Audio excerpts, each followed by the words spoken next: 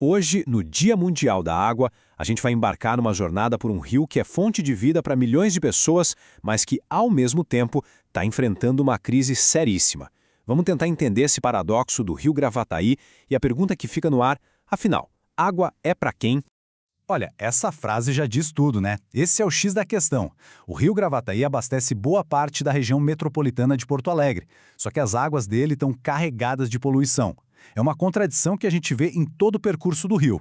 E aí vem a grande pergunta que guiou a Semana da Água e que inspira essa nossa análise. Água para quem? Porque ter acesso à água não é só sobre ter um cano em casa ou uma estação de tratamento. É uma questão de justiça, sabe? De garantir que esse recurso, que é vital, chegue para todo mundo, mas todo mundo mesmo, sem exceção.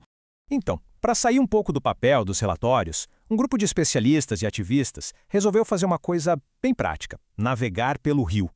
E essa viagem simbólica é o que vai nos guiar para a gente ver de perto qual é a real situação do Gravataí. E para a gente ter uma ideia do tamanho do problema, olha só esse número: quinto. Em 2010, uma pesquisa do IBGE botou o Gravataí numa lista nada legal, a de quinto rio mais poluído do Brasil. O nosso ponto de partida já é bem preocupante. Ok, um número no papel é uma coisa, né? Mas como é que isso se parece na vida real? É o que essa jornada pelo rio mostra.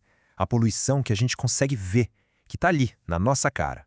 Essa fala de alguém que conhece o rio de perto transforma aquele número numa imagem muito clara, né? A quantidade de lixo descendo pelo rio é chocante. E olha, o que a gente vê boiando ali é só a pontinha do iceberg. É um sinal de um problema muito, mas muito maior. Mas e daí? Qual é o custo disso tudo? Bom, não é só um problema ecológico, de jeito nenhum. Isso bate direto na saúde das pessoas, acaba com o meio ambiente e, vamos ser sinceros, afeta a dignidade de quem vive e depende do rio. É uma verdadeira crise social acontecendo ali, nas margens. Beleza, a gente já viu do lixo. Mas de onde ele vem? Qual é a raiz do problema? É isso que a gente vai entender agora. As causas por trás de toda essa contaminação que a gente vê no Gravataí. O diagnóstico é bem direto e aponta para 3 fontes principais. O campeão disparado é o esgoto doméstico que não é tratado. Depois vem o lixo comum, os resíduos sólidos que a gente vê boiando e também o que vem da indústria e da agricultura. Olha só essa história do arroio Lava Peças, que ilustra perfeitamente o problema. É um riachinho que vive inundando, mas não é por causa da chuva. É porque o pessoal joga o lixo todo ali e o lixo acaba entupindo tudo. É o retrato perfeito do que acontece quando falta infraestrutura e também consciência, né? O lixo vai direto para a água. E isso leva a gente para uma reflexão importante. O espaço público, que em tese é de todo mundo, muitas vezes é tratado como se não fosse de ninguém. Sabe aquela lógica do o que é de todos não é de ninguém? Pois é essa mentalidade que faz com que muito lixo seja jogado em qualquer lugar e acabe, claro, dentro dos rios. Tá, mas com um cenário desses, fica a pergunta: não tem ninguém cuidando disso? Não existe um sistema para gerenciar e proteger os nossos rios?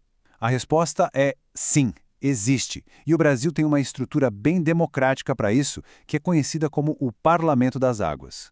O coração desse sistema todo são os chamados comitês de bacia. E por que Parlamento das Águas? Porque eles funcionam exatamente como um parlamento. Um lugar democrático onde todos os setores da sociedade podem sentar, discutir e decidir juntos o futuro dos seus rios.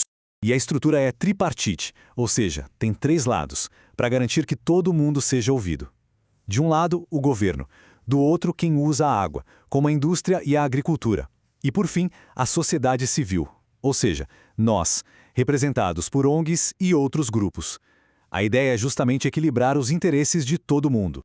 Ok, então existe esse parlamento. E aí, o que está sendo feito na prática? Bom, existem planos e leis que deveriam guiar a recuperação dos rios. Vamos dar uma olhada em como isso funciona? Ou, pelo menos, como deveria funcionar? E olha, base na lei para proteger a água é o que não falta. É uma estrutura bem forte. Começou lá em 94 com uma lei pioneira no Rio Grande do Sul, que foi tão boa que inspirou a Lei Nacional, de 97.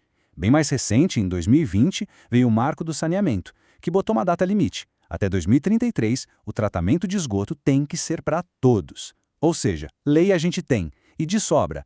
A principal ferramenta para botar tudo isso em prática são os planos de bacia. Eles funcionam em 2 etapas. Primeiro, se faz um diagnóstico, um raio-x completo do rio. Com isso em mãos, são definidas metas e ações, sempre com a participação da sociedade. É basicamente o mapa do caminho para recuperar o rio. Só que é aqui que a gente encontra um problema, e um problema bem sério. No estado, existem 25 comitês de bacia, mas só 13 deles, ou seja, pouco mais da metade, têm esses planos de recuperação prontinhos. Isso mostra um buraco enorme entre o que a gente quer fazer e o que de fato está sendo feito. E essa frase aqui, nossa, ela resume perfeitamente esse paradoxo. O Rio Grande do Sul foi pioneiro, criou uma lei modelo para o país todo. Mas aí, parou. A gente não conseguiu tirar do papel e implementar de verdade. A lei é ótima, mas não está chegando na ponta, não está limpando os rios. No fim das contas, o objetivo disso tudo é bem simples: melhorar a qualidade da água. Hoje, o rio Gravataí está na classe 4, que é a pior de todas. Isso significa que ter contato com essa água é perigoso para a saúde. A meta é simples: fazer o rio subir de classe. O problema é que o progresso para isso acontecer está parado. E é por isso que a gente volta para o começo. Iniciativas como a Semana da Água ou aquela Jornada pelo Rio não são só eventos pontuais. Elas fazem parte de algo maior, de um movimento coletivo, contínuo, em defesa da vida, da sustentabilidade, enfim, do nosso futuro. E para fechar, fica essa reflexão no ar. A lei diz que o rio é um bem de todos. Mas se ele é de todos, de quem é a responsabilidade de salvá-lo?